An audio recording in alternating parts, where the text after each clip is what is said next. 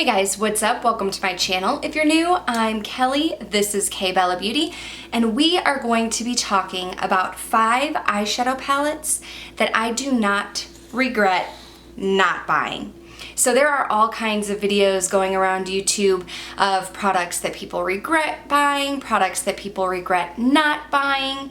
These are palettes that I don't regret not buying.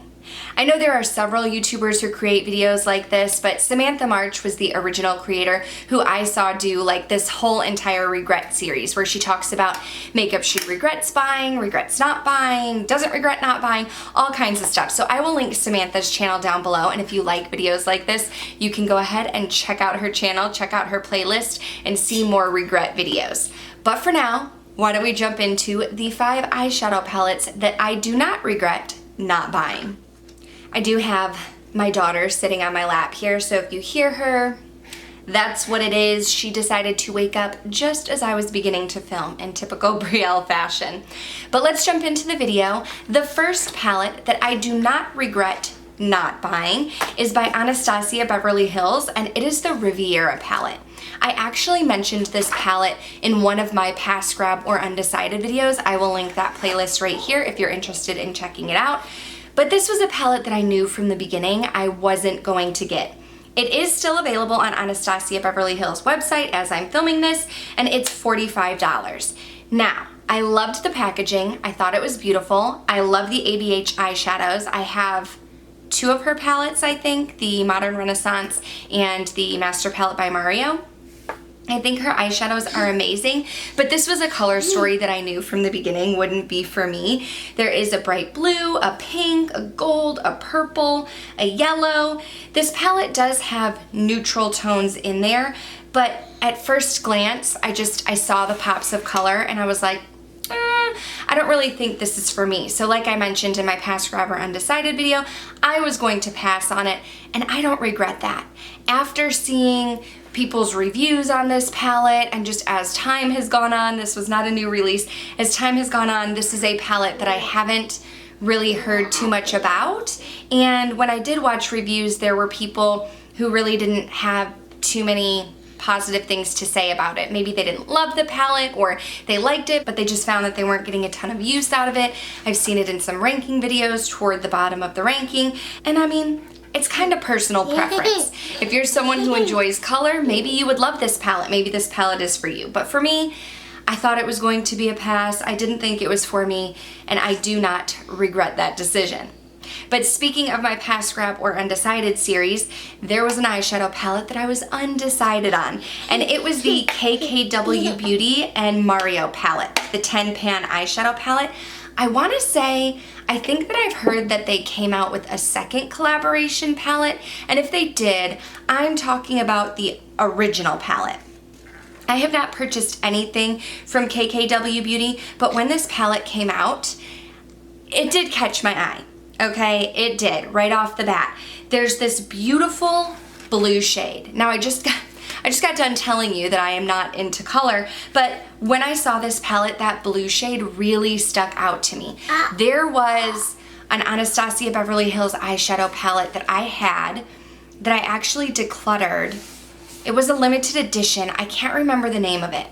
I'll have to look it up, and if I can find it, I'll list it on the screen here, but it had a beautiful royal blue shade in the eyeshadow palette, and I had that in my collection when this KKW and Mario palette came out. So I was like, although the blue really stuck out to me, and as I'm looking at it, I mean, it's a very neutral eyeshadow palette. It looks like there's some beautiful champagnes. There's like a little purple mauve shade in there. As I'm looking at it, I'm like, okay, I can see why I was undecided, because it is beautiful. But at the same time, after that video, I really didn't think about this palette again. It's not a palette that I've had in the back of my mind. I haven't heard people talking about it. I haven't seen people using it. I don't know if I mentioned the price on this palette. It was $45, so I feel like that's a reasonable price if you're thinking of higher end eyeshadow palettes. Thank you. So I mean, Kim Kardashian didn't like raise the price a ton just because it's her palette with Mario, but although it's beautiful, it does look very pretty. If any of you have it, I mean, let me know. Let me know down below what you think of it. But I was undecided at the time. I ended up not purchasing it, and I don't regret that decision. Now, if you have been watching my videos recently, you have heard me talk about the Dominique Cosmetics Latte Eyeshadow Palette. That palette has been on my wish list for several years now, and she has recently come out with a Latte 2 palette, so now I'm kind of going back and forth. Like, I know I want one for sure, but do I want Latte 1? Do I want Latte 2? But Dominique Cosmetics did release an eyeshadow palette that I did not pick up, and I don't regret it.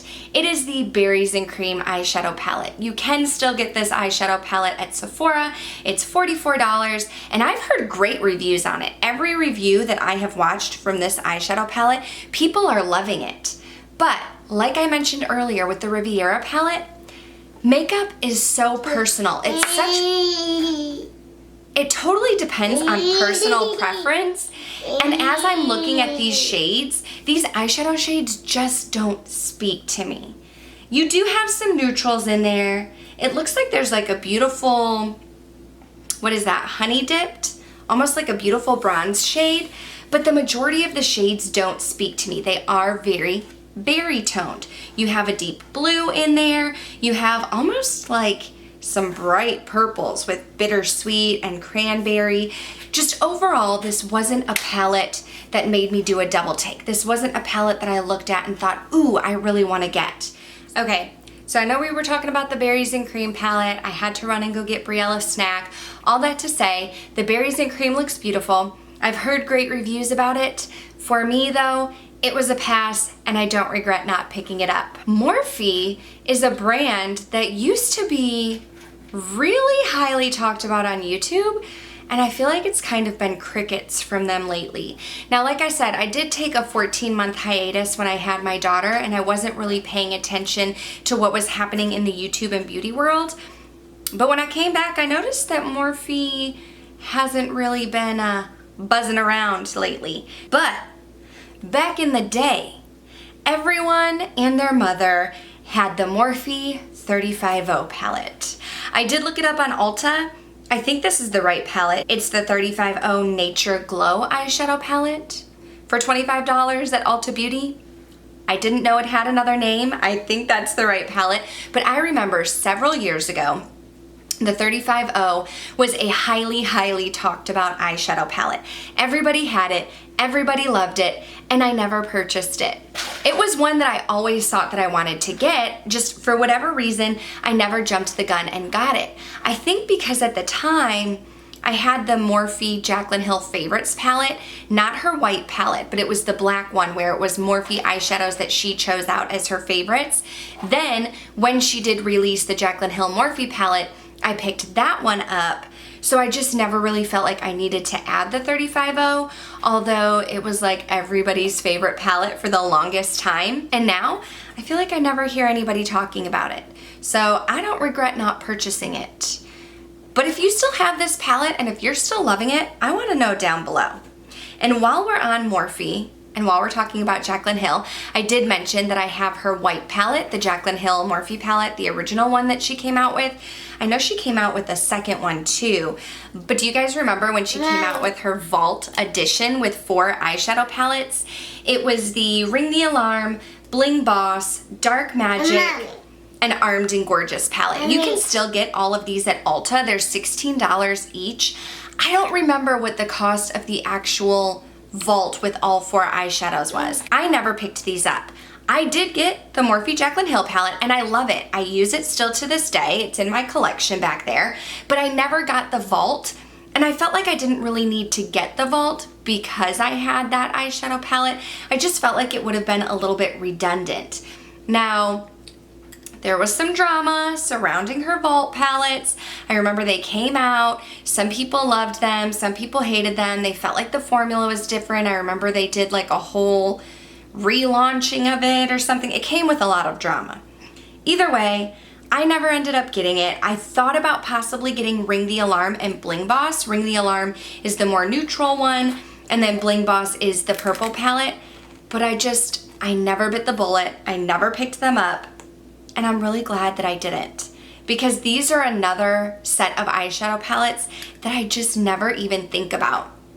I was in one of my best friend's weddings not too long ago, and I used the Morphe Jaclyn Hill palette to do her eyeshadow, and her sister-in-law is very into makeup as well, and she had the same palette, but then she also had her Vault eyeshadows, and she said she loved them. She was using them, she's gotten a lot of use out of them, she's a huge fan of them, and I think that's amazing because if you spend your money on makeup, you should absolutely love it, but I don't regret that I didn't get it, and I'm glad that I never picked it up and added it to my collection. But if you got the Vault, I want to know, do you still use it?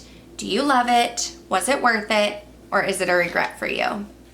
And that is going to do it for this video. It should be short and sweet. I feel like I've been filming for a while because Brielle is helping me, but I was going through my past grabber Undecided videos recently, and I realized I talk about a lot of eyeshadows in there, so I started writing down some eyeshadow palettes. Thank you, Brielle.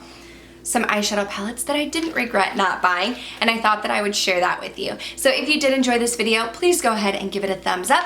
Let me know in the comments down below if you have any of these palettes. Do you love them? Are they regrets? Do you regret purchasing them? Do you regret not purchasing them? I want to know your thoughts down below. If you are new to my channel, I hope that you will consider hitting that subscribe button before you go, and I'll see you guys next time. Bye. 5 eyeshadow palettes. Thank you.